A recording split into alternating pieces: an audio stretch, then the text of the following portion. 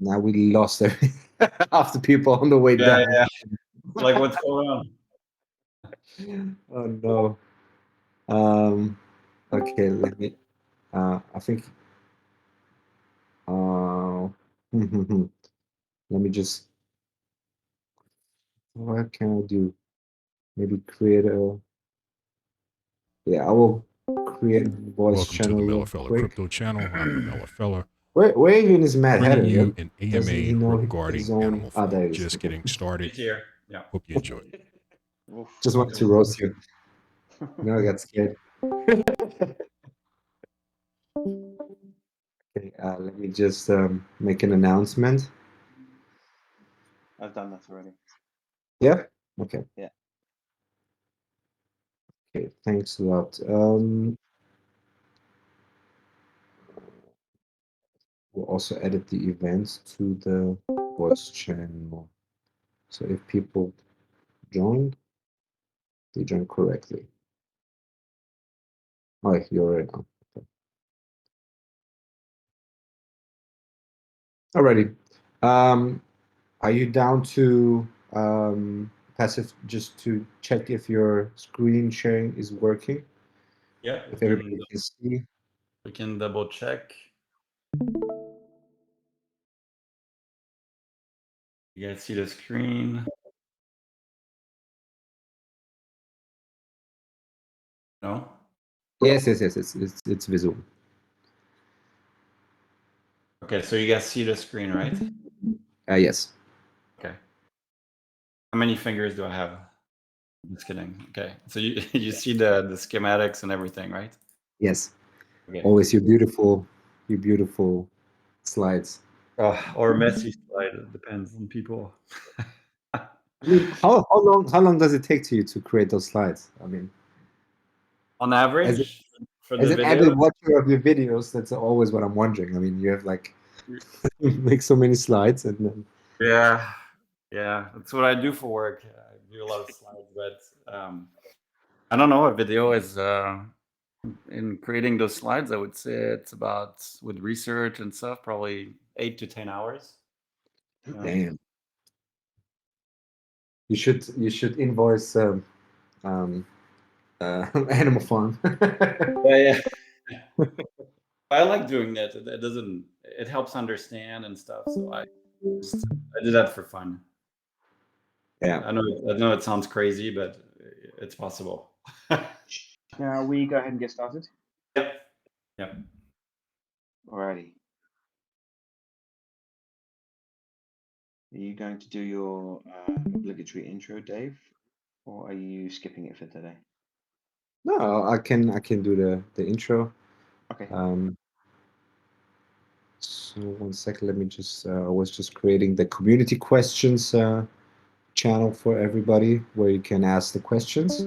And yeah, so hi everybody, thanks for coming. We are the Pillars, where we ask the tough questions the community want to know, but maybe too afraid to ask sometimes.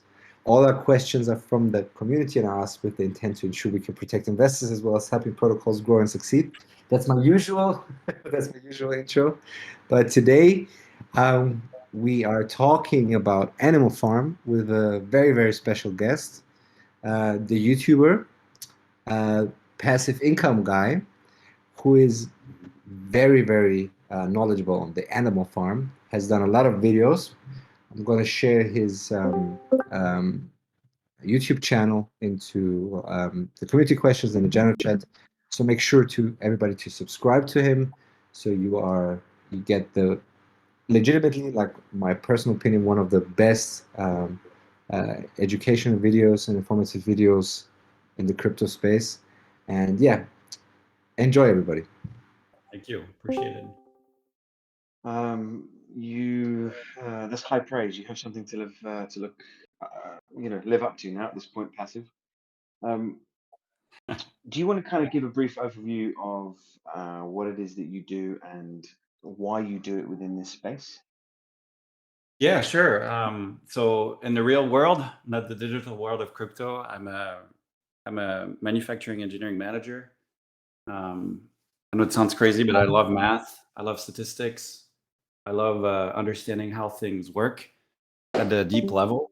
That's what I do at my work, and so I, you know, I fell into crypto back in the days with Bitcoin and stuff, and you know, uh, later in time, I discovered this wonderful world of DeFi, and I was kind of attracted to this because of all the mechanics, the tokenomics, the math behind it. It's almost like recreating like economies with heavy emphasis on how do you manage like supply and demand, price, and all that stuff. And I like the concept of decentralization, where it's giving back, let's say, to the people. It's giving back the ability for the people to make money and cutting the middleman, which is sometimes very wasteful. Also in the process that I manage, the less middlemen you have, the more reliable the information is, and the more productive you are. Also on manufacturing line. So Hmm. I just like that this kind of like world and concept, and I like to provide education. My biggest thing that makes me happy is when people understand how crypto works, um, what are the benefit that it can give to them, and help everybody, hopefully make some passive income out of it. So I believe in the technology and the future of it, and so that's why happy to be at the forefront and make sure as many people can get educated as they can to join the revolution. Okay, good stuff. So if we jump straight into Animal Farm, that's where people came. In light of recent events with, as we know, Stable Fund yesterday, there's more pressure than ever for people to dox themselves. Drip and Animal Farm has been created by someone who's notoriously not doxed. Um, have you at any point reconsidered your position with the likes of Drip and Animal Farm, and how you view them in light of the fact that he won't dox himself? And if not, what makes you comfortable with thinking that someone like Forex is not going to do something nefarious where so many other undoxed players have? Yeah, no, that's a fair question, right? We're not used in the real world to deal with people that we have never seen the face of. So, but to some extent, right? I mean, sometimes, in real life, like we deal with people who've never seen their face, like an agent from Xfinity, or a bankers you've never seen, Hmm. and then you interact with them. Now, in the context of crypto, I know that like there's been a lot of project that have failed with people that never dox themselves. I understand the fear there, but now when I look at the track records of the developer Forex Shark, he has a protocol that has been running, I think, for let's see, a year and 8 months. Talking about Drip, he had also some protocols that are still running before, the Breep and the Reap DAO and all that stuff. I have the ability to see the smart contracts on the blockchain for Hmm. all of its protocol. There's no, I would say, stuff that like are not visible. Stable Fund has an intermediary, right? You had to create your own wallet. Um, Supposedly that was making transaction on blockchain, but we couldn't see transaction on blockchain, to deal with the bots and stuff. So it's kind of like a different kind of, I guess, set of proof or visual cues that makes me more comfortable dealing with, a developer like Forex that has a track record, and which has, published smart contract that everyone can look at. The fact that he's Right. not doxed, I can understand why. I mean, sometimes when you're doxed, it's easier to target to target you, right? I mean, Hmm. we know Elon Musk is doxed, right? And he's the target of like multiple attacks since he started to take over Twitter and all that stuff. Obviously, he has more resources to defend himself. But I believe someone like a Forex Shark doesn't have like billions of dollars to defend himself against people that would want to take down his protocols. So Hmm.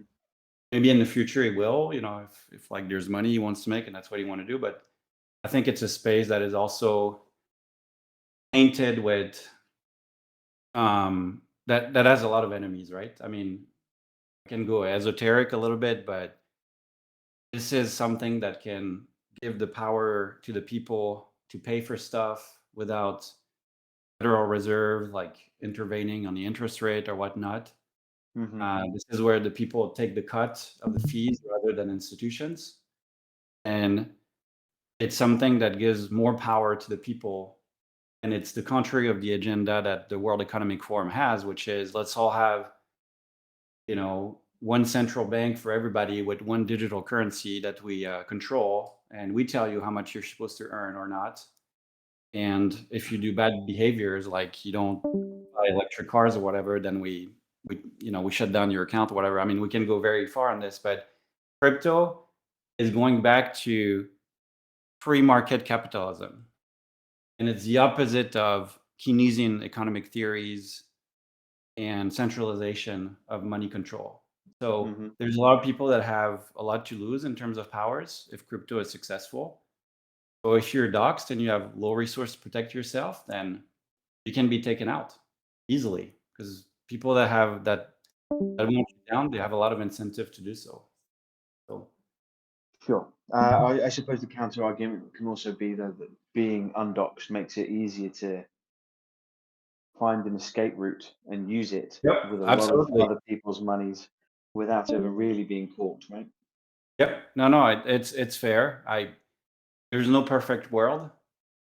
I think it's a matter of like at this stage, because he's not doxxed, like seeing the track record and looking at the smart contract and understanding if there's backdoors or stuff, and you know, just it's a little bit of blind trust. I agree, based on facts, Okay. and so I understand that it's not for everybody. Yeah.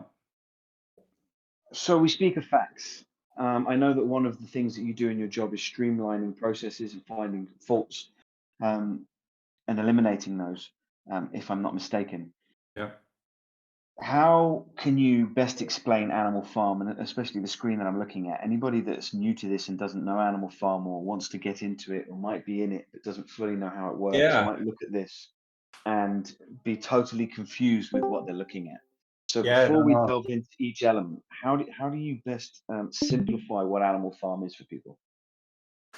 Yeah. No. Absolutely. And so I think before we go into what Animal Farm is, I think it's important to understand the objective that Animal Farm is trying to do, the goal, like basically the gaps the problem it's trying to solve, right? Mm-hmm.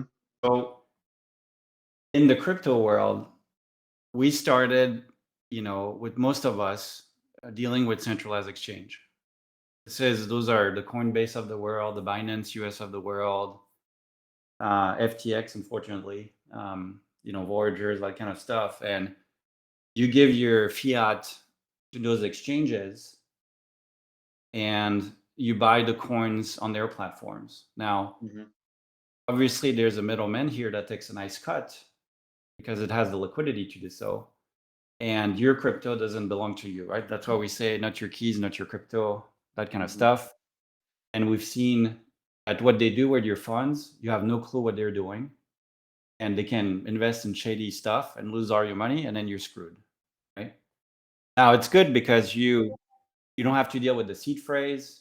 If you lose your password, then that's cool. You reset it, etc. Right? So, all right, we all started with this. That's cool, but we've seen also that the disadvantage of this is institution taking a cut on your trades and you not having control of your financial assets. Right? When we look at decentralized exchange, it's kind of like bridging the gap of like being the middleman and being control on your crypto. So here, you have to set up a wallet. You have to know your seed phrase. You can never ever lose it. Otherwise, there's no customer service. You can't, you can't lose it. And then here, when you trade, there's no like crazy fees to trade the tokens one for another. And additional to this, users or crypto investors, they're also incentivized to providing liquidity in the first place that allows other investors to swap the tokens, right? And receive a fee and be compensated for that. So here it's giving back the power to the people with a transparent ledger. We know that is controlled by the blockchain, right?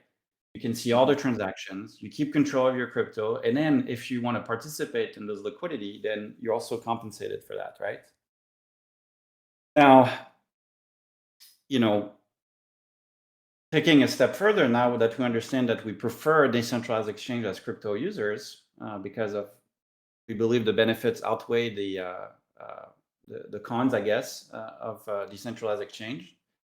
Now, when you're in PancakeSwap and stuff, like there's a flow where people that provide liquidity to allow people to trade, they are receiving a fee, right?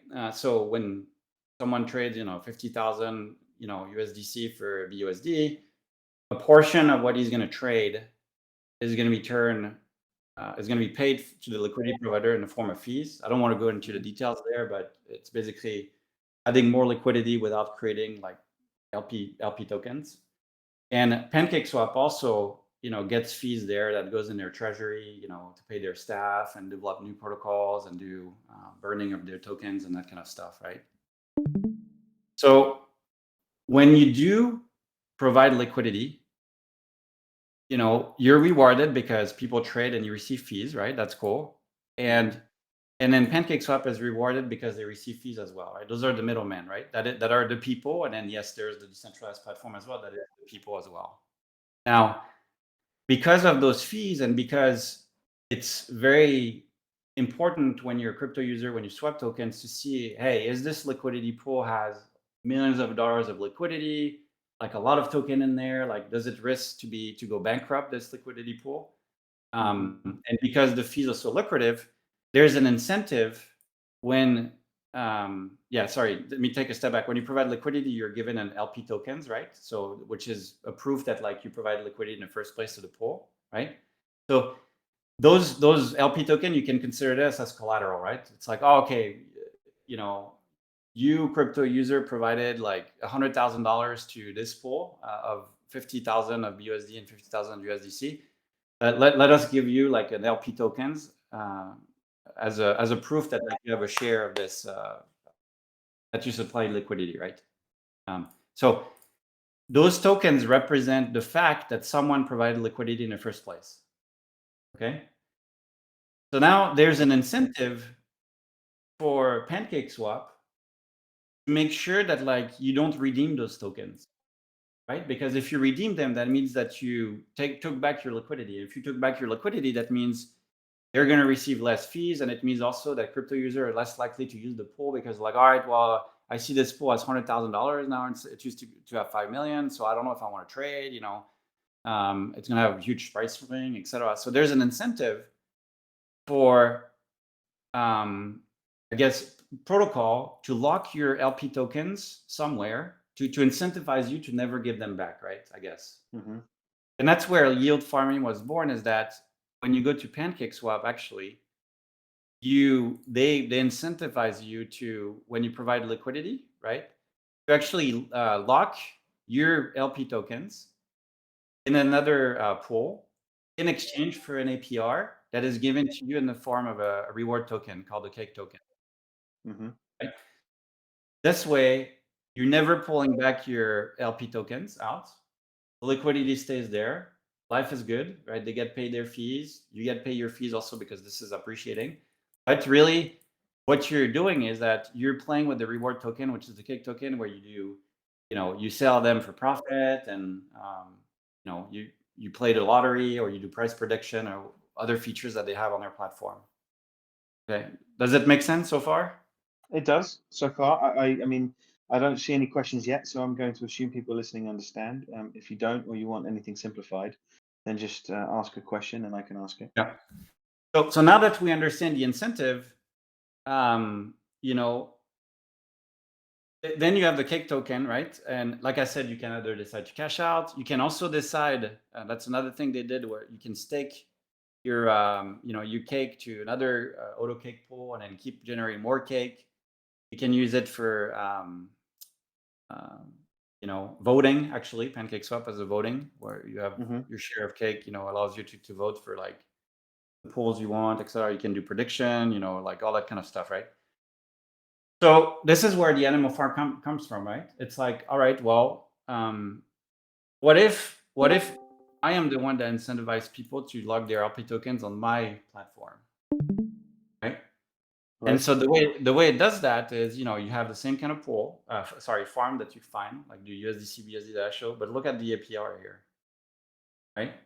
You have a much higher APR here than on PancakeSwap, and then you receive a dog token, and then the dog token has, other utilities, which could be, to stake them in order to generate the pigs, etc. And so the pigs become, your share of ownership, And etc. how are they able to offer such a higher APR? Yeah, of course. So now if we go into like all the mechanics that allow such a APR, there's a couple of things that they do that is different than PancakeSwap. The layer in PancakeSwap that is here to lock your LP tokens and your reward token, right? That's what I'm talking about. Right? So you go to PancakeSwap, they have like 5% APR, the auto cake I think is like 20% or something. Let me see. I don't want to tell you. There you go. Yeah. You see? So you have, if you lock your cake, that will be 47.40% APR, right? Then you have all your farms that I told you about. You see like USD BNB 8%. There's one on the animal farm, I believe, on this. USDC BSD 3%. So kind of like in a low range, right? So now, what does Animal Farm has that PancakeSwap doesn't, that allows for this APR? Well, so I don't know how people are familiar with how APRs are calculated, so maybe we should do a little pause here. I don't want to go too fast. Okay. So let me explain first, so we're on the same page, how APR are calculated when you see the APR on like PancakeSwap or the Animal Farm, because it's very important we understand this, because after that we're going to understand why the APR is higher and all that stuff, right? So the way pools and farms work on the Animal Farm or PancakeSwap is the following. I'm sorry, I'm going back to PancakeSwap again, but it's it's going to be the same thing with Animal Farm. So every time there's a Binance Smart Chain transaction that happens, which is every 3 seconds, by the way, so 28,800 blocks per day, right? 86,400 seconds divided by 3. There are 40 cakes that are minted out of thin air. Right? And then those cakes are distributed towards the farm, different cake product, the cake pool, the lottery, all that good stuff. If you do the parallel with our friend the Animal Farm here, it's the same thing. Every time that there's a blockchain transaction, there are 0.14 dogs that are minted, but then asterisk, because this is a function of the dynamic emission rate system, which actually changes the emission rate based on the dog price. So let's remember that. Like PancakeSwap doesn't have this.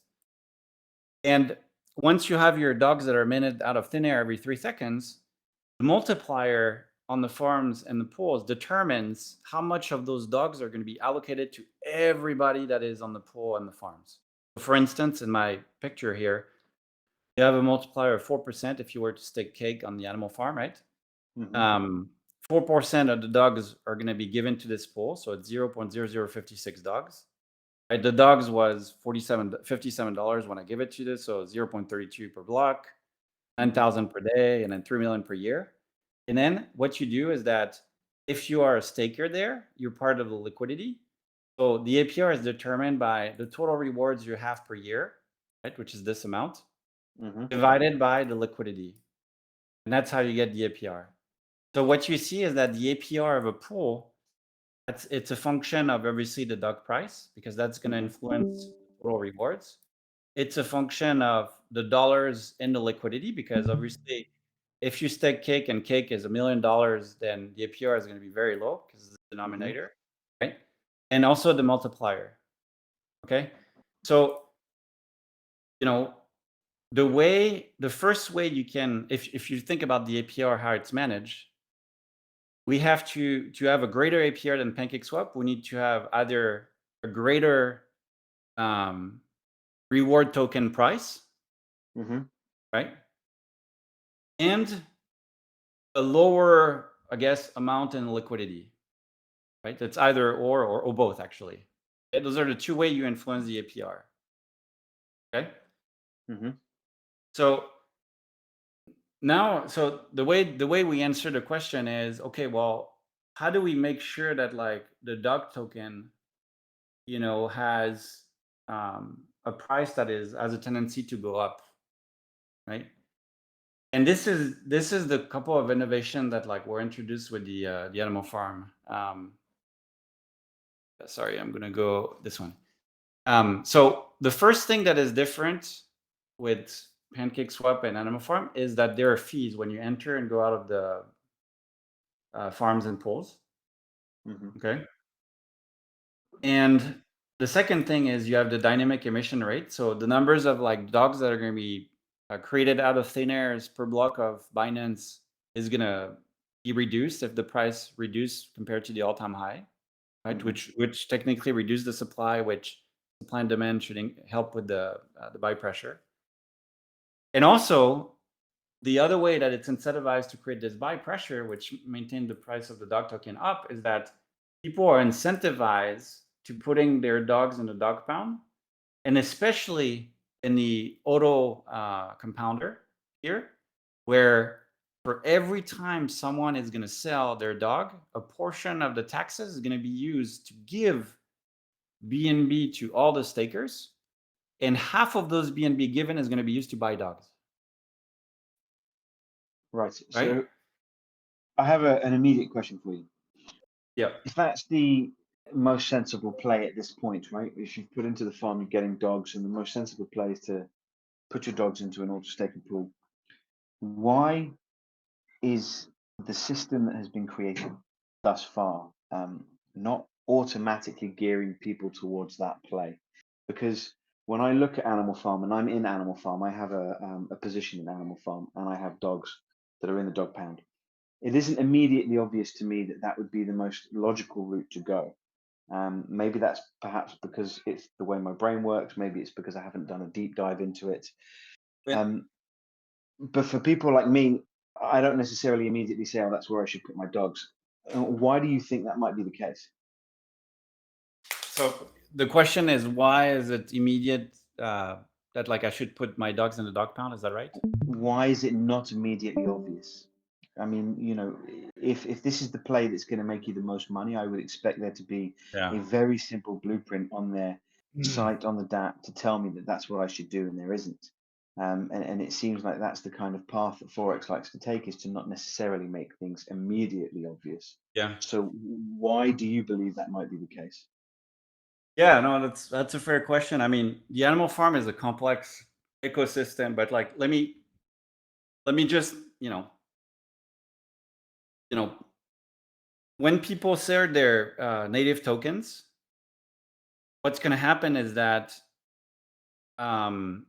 it's going to generate like fees, right? And so those fees are going to be used to pay people that are actually holding the native asset to help buy back the tokens.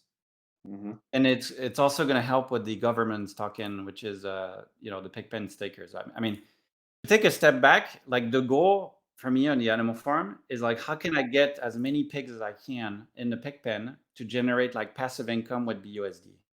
Mm-hmm. Like if we agree on this goal, and after that, it's how do you maximize the strategy that allows you to achieve as much passive income on BUSD as you can. Mm-hmm. And the system has been designed so that in an environment where people don't sell the dog token, there's a lot of emission of dogs, which means that the farms is going to have a crazy APR, right? It's going to be 200, 300%, whatever it is, because the price of dog is flying. So people are going to stake all their things there. Those things are going to generate a lot of fees. Those fees are going to be going to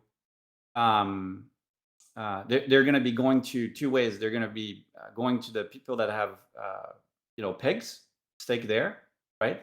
Which they're going to be happy because it's going to give like a nice APR. But it's also going to be used in a liquidity helper because, 25% of those fees are actually doing also buying the dog token in order to create a deeper liquidity of the dogs. So when this happened, like life is good, right? But then when people start to sell their native assets, right? Because I don't know, they need to exit liquidity or they need funds or whatever, and they can't hold to it. The system is designed to create a buyback, right? So when there's a sell-off on dogs, for instance, the dynamic emission rate is going to decrease, right? So now there's less emission on the farms, which means that all those APRs here are like not good. Like right now, to give you an example, it's 33% on the Bitcoin pool when we're in restricted here, right? When I talk about this is emission rate, so we're on the same page. Yeah, those emission rate, right? Right now we're in restricted. So now those APRs are not good, right? And so now when you look at APR, you're like, all right, well, I see that like the dog price is low. If the dog price is low, and the PIX price is low, that means that my APR is going to be higher, right? Why? Because I have a capital that is providing me with like rewards, the same amount of reward with like a token that is depreciated. So my APR is higher. So I'm gonna like, all right, well, you know what? Instead of like when I have cash available going to the farms, and now I'm gonna buy like dogs because the APR makes more sense. I'm gonna have more dollar for dollar, or maybe I'm gonna have like more dollar for dollar in the PIX token. So that would create a natural like buy pressure to allow the token to come back up, right? And when the token come back up enough, then we switch back to a mode where it's more interesting to go in the farms. And then we collect the fees in an environment where people sell and the native assets, then this becomes less interesting. We create buy pressure here and here. People are happy because there's so many fees to be distributed on the token that is depreciated, meaning the APR skyrocket here and here. So that's why I like what does innovation on the animal farm is that there's it almost seems like a win-win situation, right? Where you have two modes.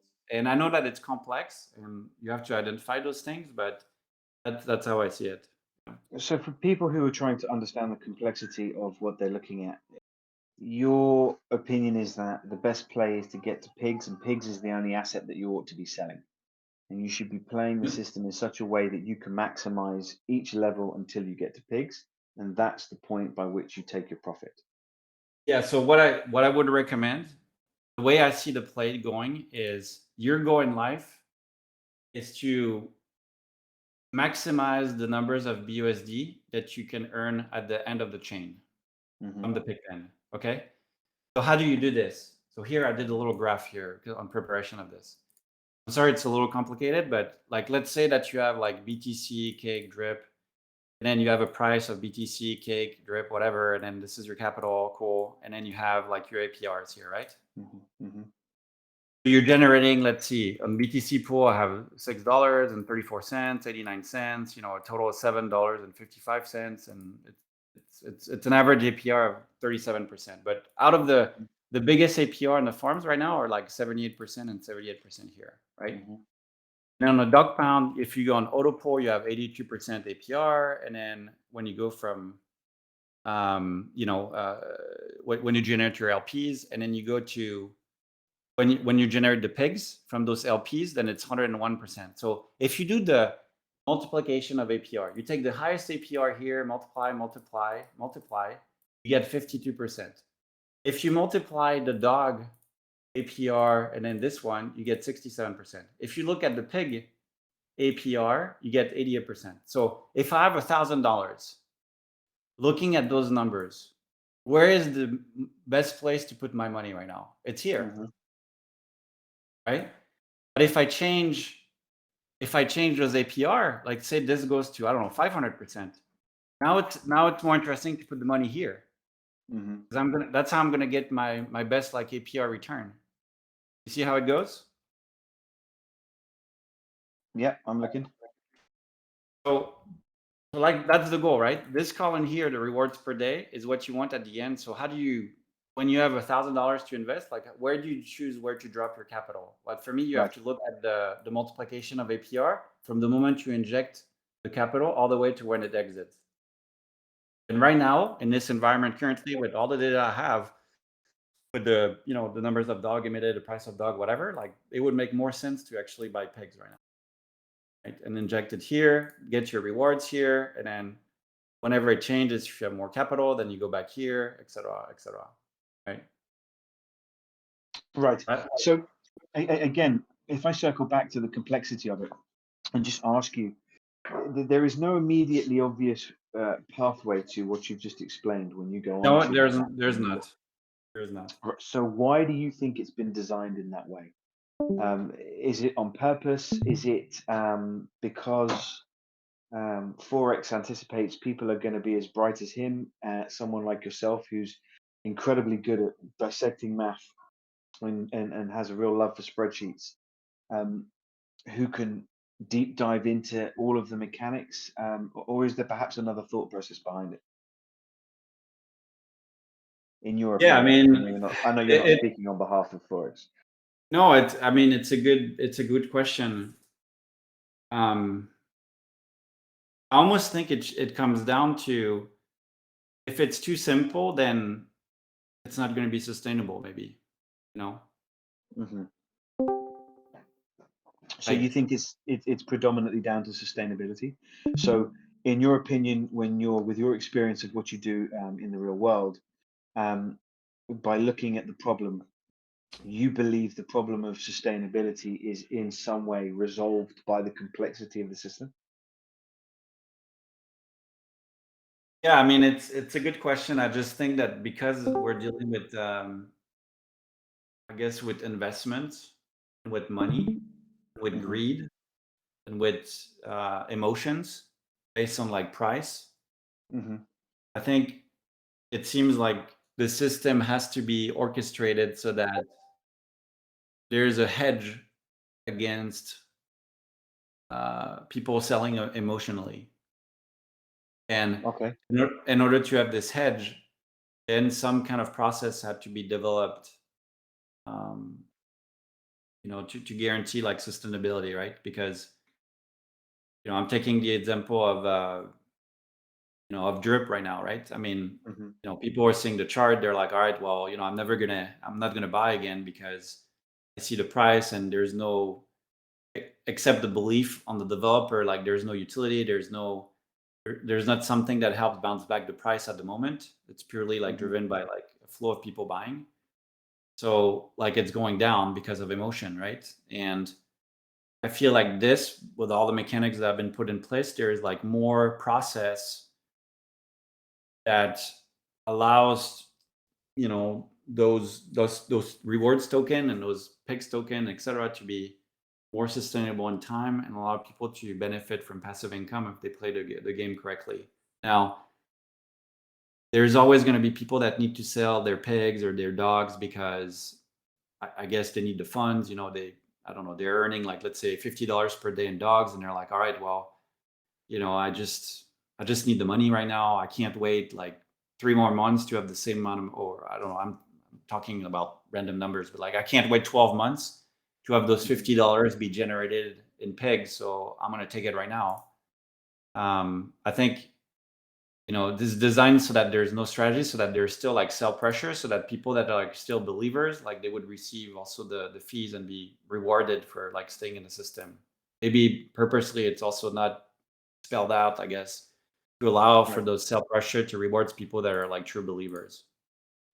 Okay. I'm only going to touch on this briefly, but you mentioned drip. Um, That's it. It's coming. It is coming, of course.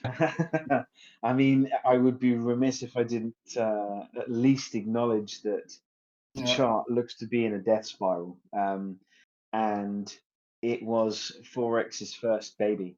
So I suppose the question is, does Animal Farm survive without drip? Because of drips, one of its strengths and one of the main reasons why this was all successful, of course, is that Drip had such a strong and large community of supporters. And as we know, or I mean, people may not know, Animal Farm had some teething problems in the beginning, and they locked funds for quite a considerable amount of time.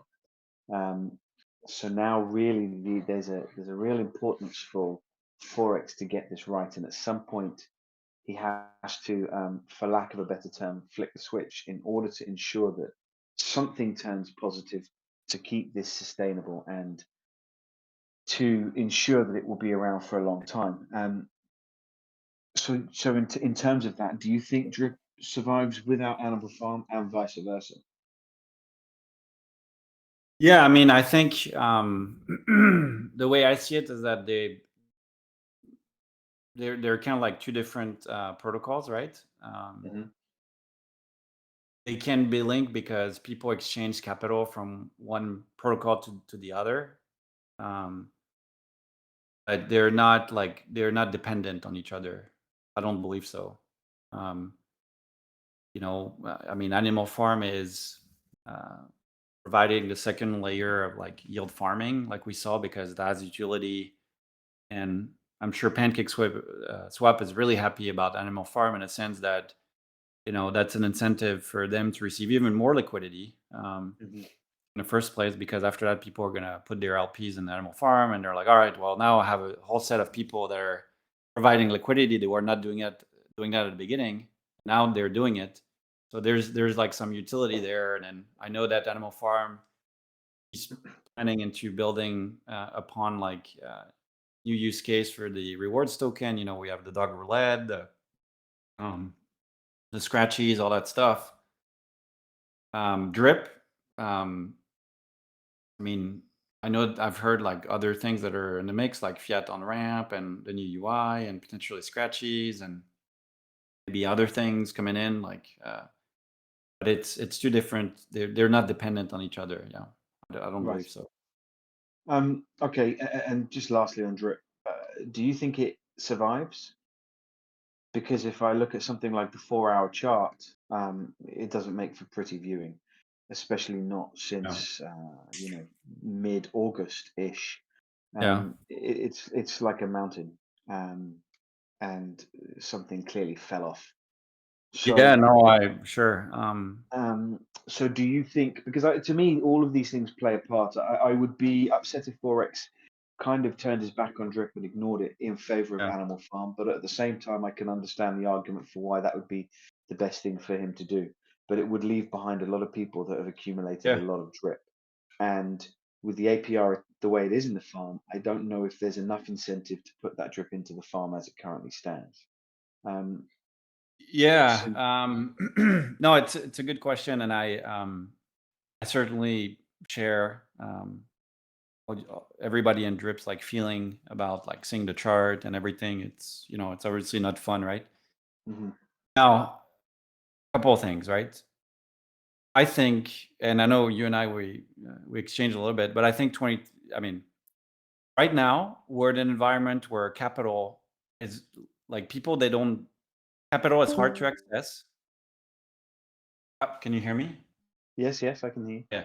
So capital is very hard to access because of high interest rate, and people don't have money. And when they have money, they have to look at, all right, well, what is the best use of my money right now, right? In an Right. inflationary like area. So we know that capital is scarce. That's why we're in a bear market. People are scared. They don't know what's coming. There's fear of like a recession next year, which will trigger unemployment, which will trigger people to have even less money, etc. So what we know for sure is that people that have money to invest are scarce, and when they do have money, you know eh, they're less likely to take risks because this money is like has a premium now, right? It's very valuable. So this kind of environment doesn't help with any protocol in the space at the moment, I believe. And so we have to Mhm. to be mindful of that. Is that even if the product is amazing and it's a great protocol, I don't think we're in back in the days where like it would take off and do 100x and 10x. It's very difficult, right? Because of the Mhm. sentiment, etc. So drip, I know that like Forex has said that he's putting a dedicated team on that. I think that there needs to be like some improvements, obviously, that you mentioned, some other use cases for people to create some buy pressure. So I'm with you thinking that he's not going to let his community go, because at the end of the day, most of the community that ended in the Animal Farm are the OGs of Drip. Mhm. That's his foundation investor base. So I trust that like he's going to do something about it. But I suspect that even if he does something about it next year, like it's going to be painful, right? Because we're in a macro that is like the worst. That is terrible, right? I mean, people don't have money, and again, capital is scarce, and we haven't seen, I think, the bottom of it. That's my take. I Mhm. know you and I would disagree on this, but that's okay. As always. But I think it's gonna. I think it can survive, but it's gonna take some time. It's not gonna be like in 3 months and we're cool. We go back to $10, $20, whatever. Like I think there's more pain ahead for any protocol, actually. Okay, so I wonder what your take then is on Forex. Obviously, promising a lot of things that he's going to do, but often taking a Yeah. long time to complete them. You and I have discussed this at length at Yeah. times. And, for example, I think it was today or yesterday, Forex tweets that this bull cycle is going to be insane. Now, that's him preparing people for what can happen. Um, but if he's working off the same time frame you are, for example, that bull run is some time away.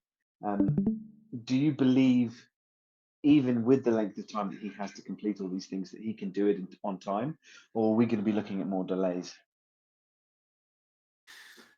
Also, doing it on time is a function of having a clear roadmap that could be executed by competent people, right?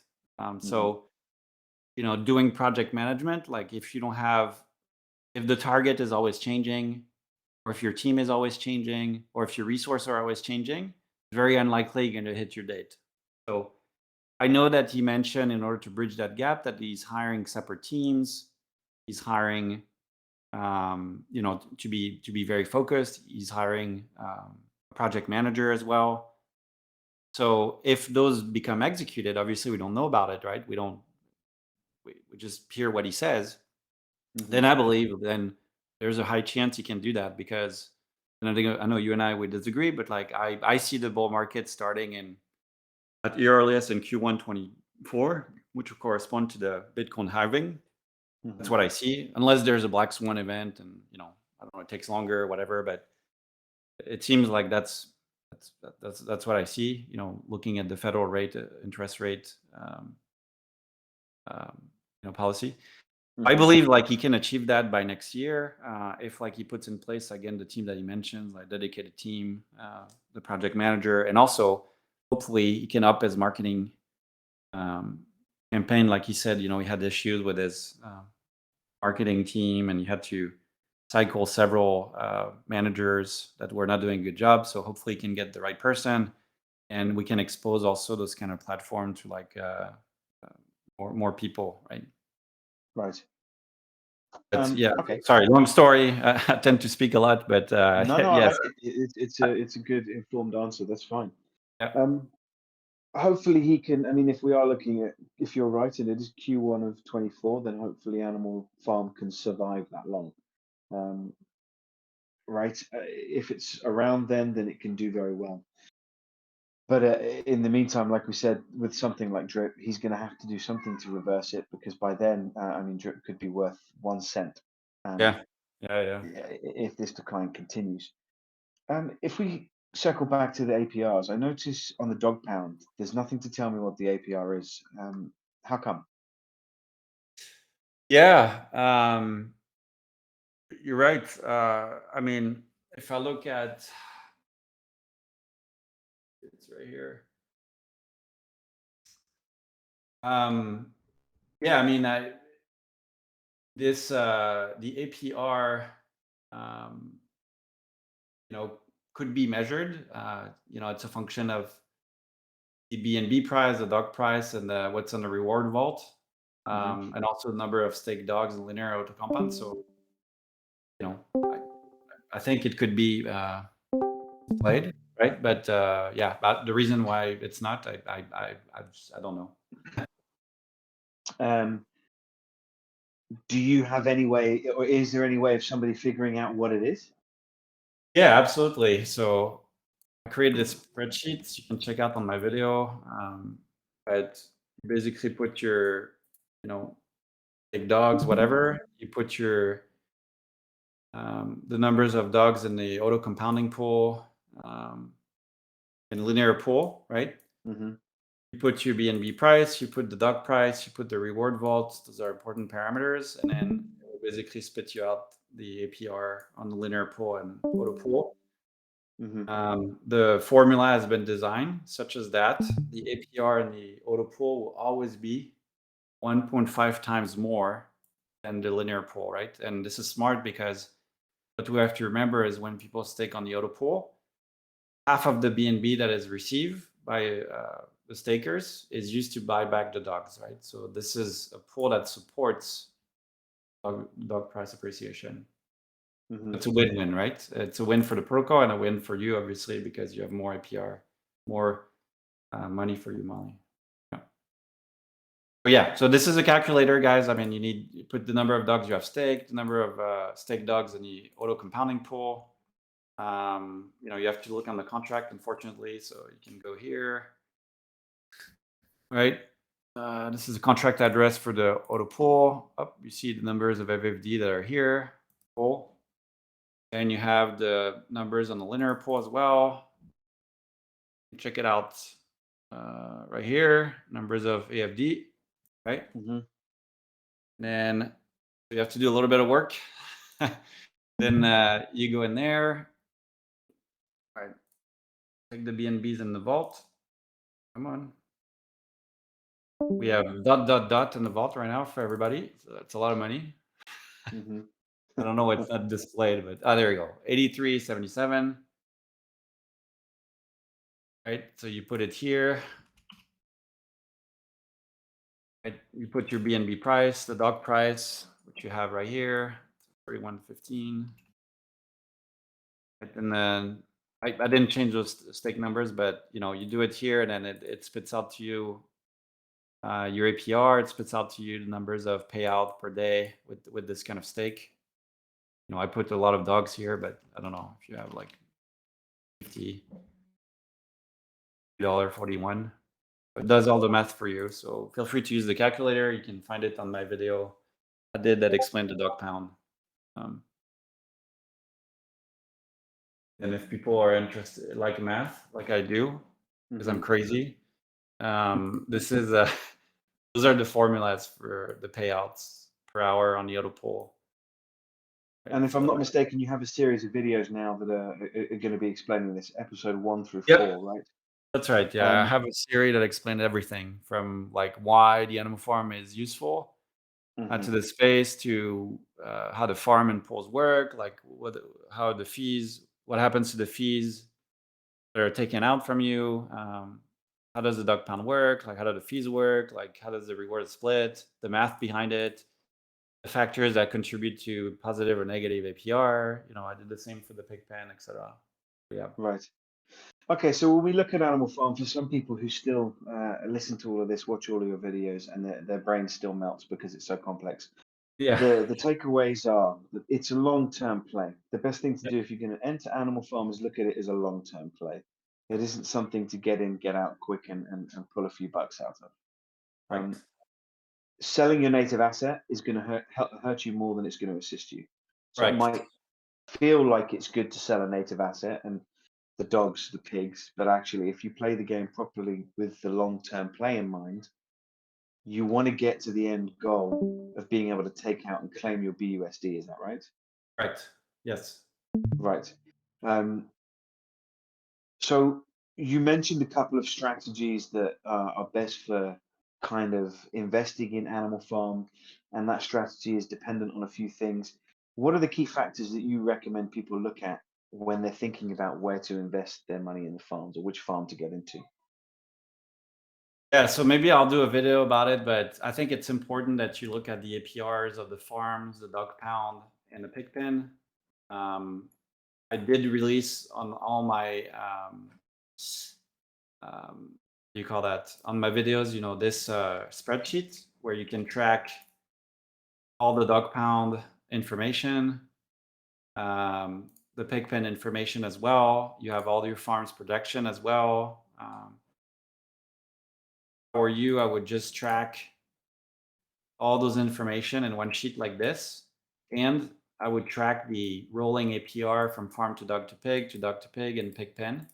Mhm. And if you happen, and then I would do two things. If you have free cash, to ask the questions, do I want to have a faster return on my money and then invest on the right product here? So here it would be the pig pen. But again, if I have another, if I have a pool that has 200% and I like the token and I think it's a token that makes sense also for me to hold like cake, and then the return is higher, right? And then I would invest here, right? Because that BR would be higher. So that's what I would do. I would track the APRs everywhere. I would do the rolling APRs, and then based on do I like the tokens on the farm and the pools, and I plan to hold it anyway with my free cash, then okay, just invest in the farm. But if you want to just maximize your APR and you see that the pig pen is the way, then you go there. But if you see the dog is the way, that you can still buy dogs. Like look at those rolling APRs. In any circumstances, if you are accumulating like tokens on the side because you're just DCAing into, I don't know, like USDT, BUSD, or DAI, or even like Cake or BNB, whatever. Like if you're holding those tokens anyway, just for waiting for price appreciation, then I think you should look at why not parking them into the pool and the farms, right, to receive the reward token, because now it's as if like you're renting your home, so to speak, and tenants are paying you in dogs. So Right. just like make it work for you, and that's it. Yeah. And if anybody is still confused, can they reach out to you direct? Yes, I'm available on my Telegram, the Passive Income Guy. I'm also on Twitter, Instagram, TikTok. They can leave a comment on the video as well, and then I try to answer every single comment. So yeah, I really want people to want to help understanding and answer any questions. So really don't hesitate. I love helping people. So We also have a dedicated channel for your YouTube videos, which are automatically uploaded, and we have an Animal Farm channel. So if all else fails, people can reach out to you in here as well, and you'll pick it up, right? yep, yes sir. Now I know you've spoken a little bit about the innovation, so let's leave it on this. Talk me through a little bit about what you think is most innovative about Animal Farm. Yeah, I think there's a couple of things that are innovation in the way the tokenomics work. I like the fact that there are the taxes on the farms and pools, entrance and withdrawal, because after that it supports the ecosystem. I like the taxes on the dog token, which is and the wallet loyalty score. It also actually pays people if they decide to sell their native asset, pays the people that are like faithful. I really like the dynamic supply emission, because this is where it creates an incentive to buy back the rewards token when the farms are not supplying like crazy APRs anymore, and so it helps with the stability of the price. I really like that. And what I like also is that because it's an own, I mean, we talked about the governance also. I like that. When you're pig stakers, you're able to suggest proposals on a protocol. You can vote also on the protocols, like innovations and stuff you want to see. I also like the fact that, like, we didn't talk about this, but like every collateral or LPs that you put on the farm is rehypothecated to PancakeSwap. So there's an external revenue source coming back to the animal farm with this collateral. So I like that as well. And then finally, what I like is the roadmap, right? I mean, there's so much to build on this ecosystem. We talk about the dog roulette. We talk about the scratchies. Potentially also lending, right? You could potentially leverage capital that you deposited, as collateral to borrow money. So I think there's a lot coming, a lot of innovation, and hopefully our friend Forex will get some help with like organization of team members, project managers, marketing, and then we can use 2023 to build on it and be in great position for the bull market. Good stuff. I am going to open it up to questions. If anybody has any, please feel free to unmute yourself and ask. In fact, I'm going to nominate David as being the first person to ask a question. Let's go, David. So let's get him to unmute himself.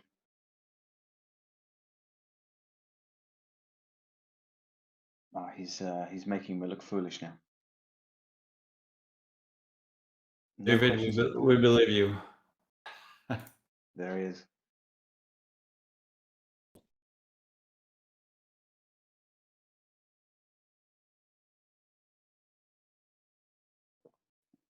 Are you there?